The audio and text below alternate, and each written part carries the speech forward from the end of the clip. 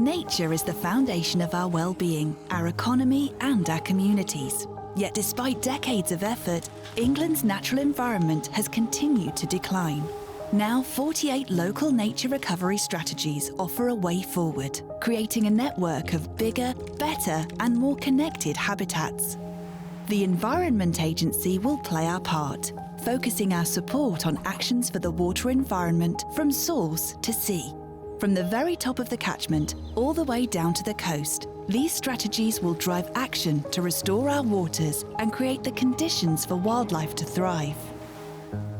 Peatlands are wetland habitats rich in wildlife, but many are damaged from being drained by people. Action is planned to restore them, blocking drains and gullies to create the wet conditions needed for peat to form and reintroducing lost plants to help stop the peat washing away. Healthy peatlands support rare species, provide clean drinking water, capture and store carbon to help fight climate change and reduce the risk of flooding, drought and wildfire.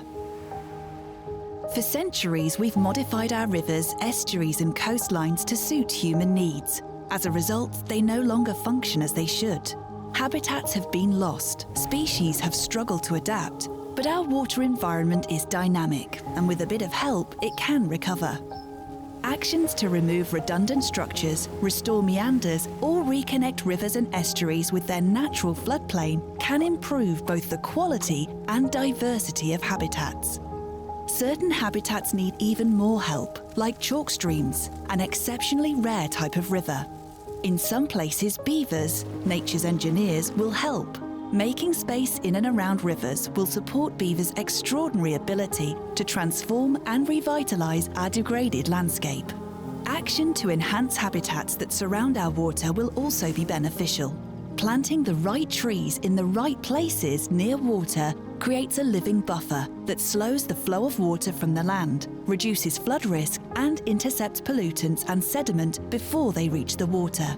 Trees also provide shade, lowering summer water temperatures and helping river life adapt to the impacts of climate change. Both living and fallen trees create habitat for a range of species. Combined, these actions will support all of our waters and their habitats, from source to sea. Demand for housing and growth continues, and urban areas face pressures including flood risk, water quality challenges and limited green space, all affecting people's health and well-being.